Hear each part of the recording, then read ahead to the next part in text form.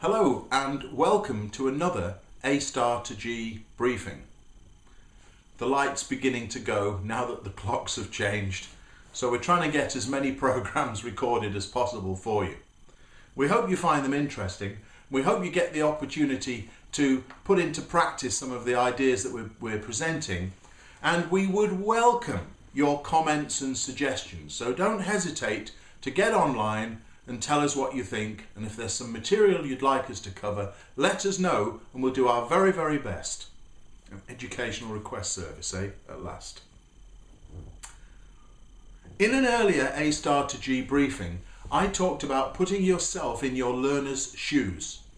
Quite literally in this case today, because I want to get you to think about one particular point, and that is this on my list of questions about what our learners think, and it says, we get up and move about.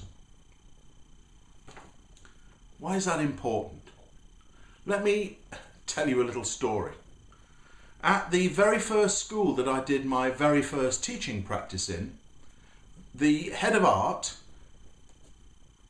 would not allow his pupils to change the water in their painting water pots once the lesson had started.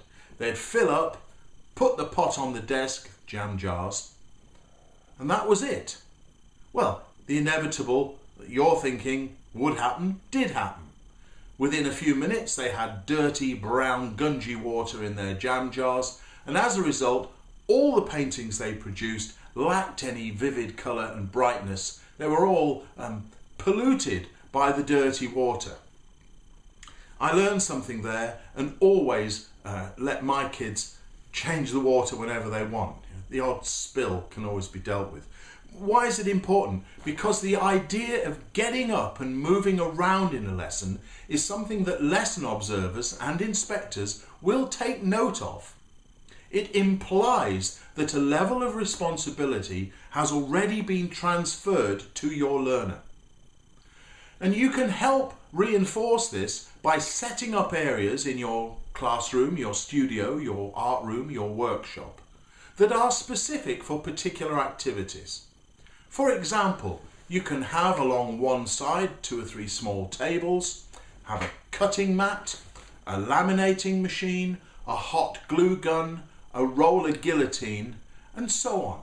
And that means that when a student needs to use some of that equipment, they get up, they leave their table, they go and use the equipment, and they come back again.